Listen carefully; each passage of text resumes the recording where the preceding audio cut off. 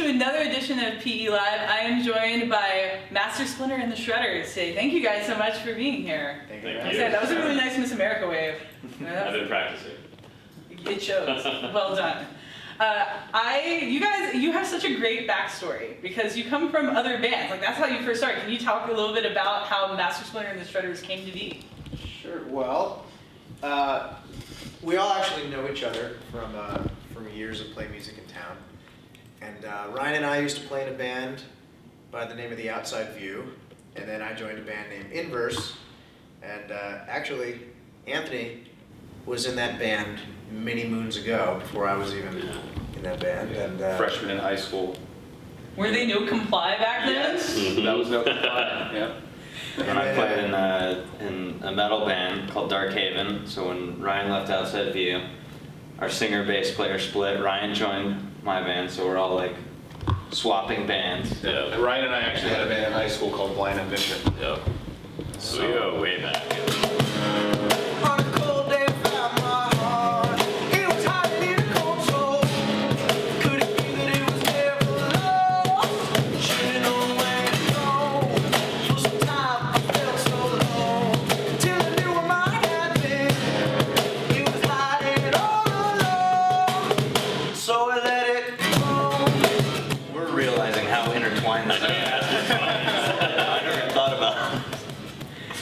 So, but at the time, so you guys have all known each other, but at what point did you guys start playing together?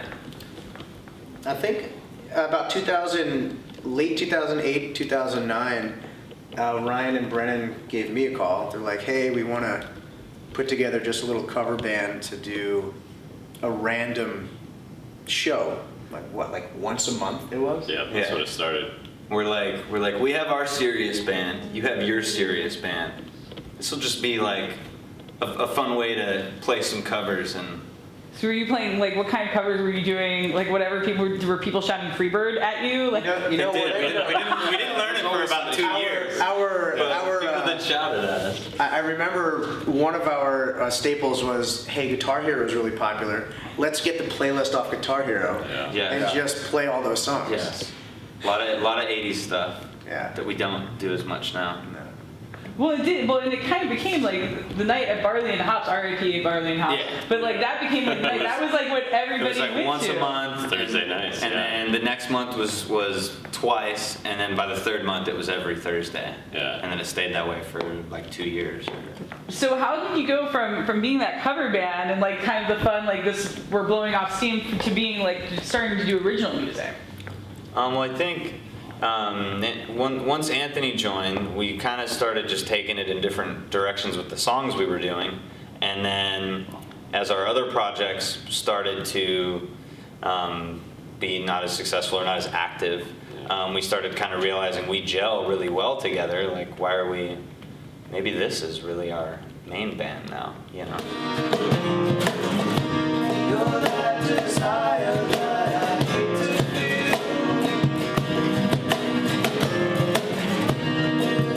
My dignity, I beg and steal. My veins are thinking about you.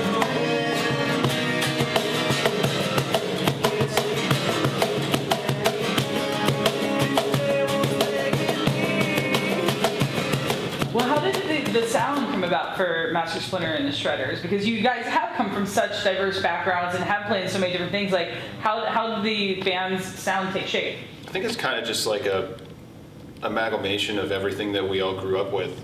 You know, it's very classic rock influenced, it's very 90s rock influenced. You know, like I pull from all my influences, and it's kind of just like a hodgepodge of everything that we all grew up with. Yeah. How does the songwriting process work for you guys?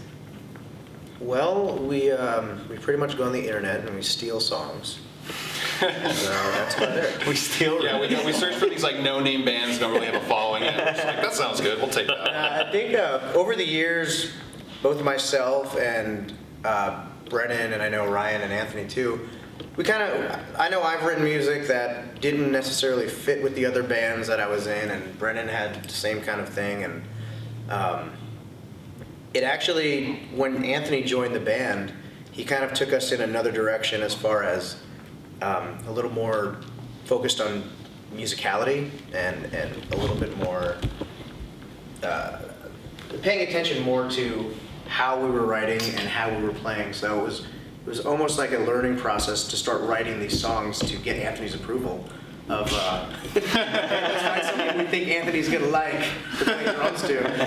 But no, usually it ends up me and Brennan usually bring something to the table, and these guys will prove it, and then they'll put their polish on it. It's a very democratic process. You know, usually we do a lot of jamming. Like anytime we rehearse, we always start our rehearsal with a jam. You know, like Ryan will lay down a bass line, and then we just kind of build on it and just kind of go off into space for 5 or 10 minutes.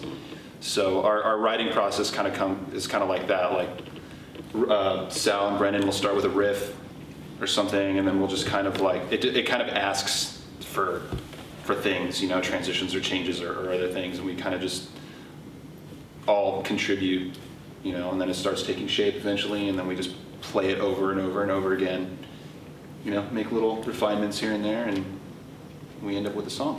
Live my life in your eyes, hold and try the truth inside, feeling like I've been lied to every day of my whole life. I gotta find a way.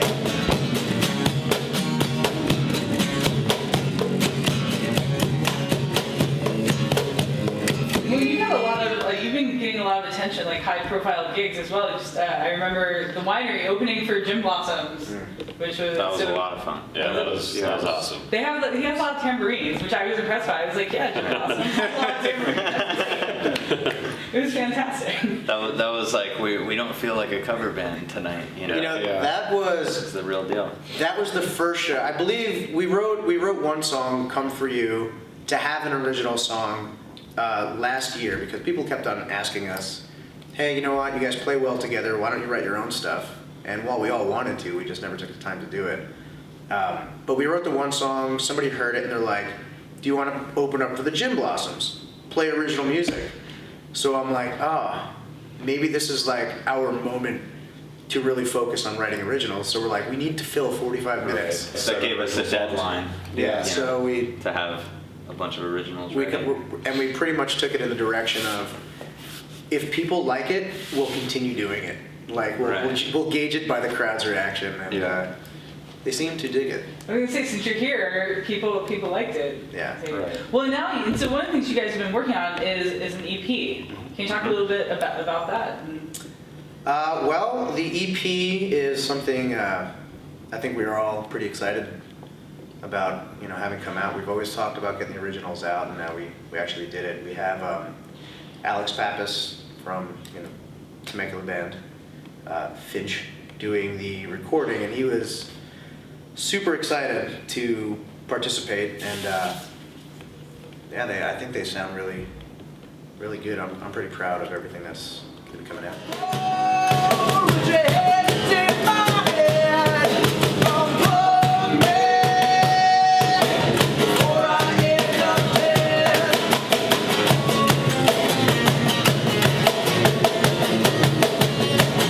Taking my body from my soul, baby, I'm coming home.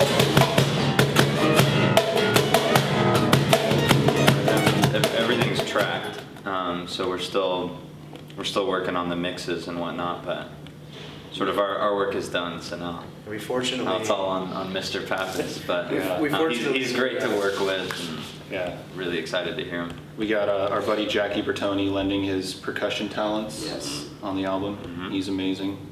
He's played with like everybody, Everybody. ever. Everybody. in, like, the history of Howard, music. Eagles, Beach Boys. He's doing Brian Wilson's new record. Yeah. He's going on tour with Wilson Phillips. Is that true? I think that's true. So when he was like, I want to do some percussion, guys, we were like, okay, that's cool. Yeah. He's never really done anything rock and roll. You know, it's kind of been like mellow and, So what else is ahead in the rest of 2013? well, this is it. Shows and shows and Yeah, more shows. we plan on having a pretty large release for the originals coming out. You know, we'll put it on iTunes, and We'll send it out to the wolves to get reviewed, of course. And we do shows. I mean, three nights a week we're doing shows and trying to put everything together. And I don't know, just get bigger gigs and just continue being Yeah.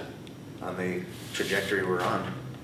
And, yeah. And where can people find you online? Right now, we have mastersplinterandtheshredders.com, or you can just look that up on Facebook. Mhm. Yeah. It's our YouTube, MSATs. MSATs TV. MSATs / MSATs TV. Yeah. Yeah. MSATs TV, not something for the medical SAT, because that's what you said. Right. Like we just talked about, yes.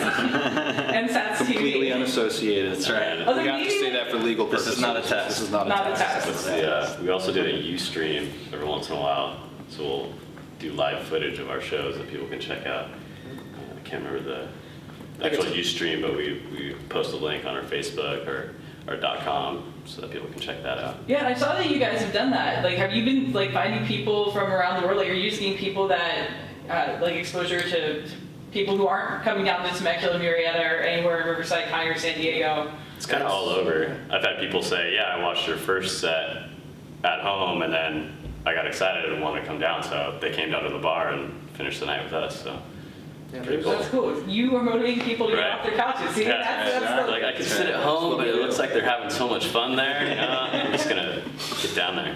well, awesome. Well, I can't wait to hear some of the songs. Thank you guys so much for coming down today. Thank you for having us. Yeah, thank you.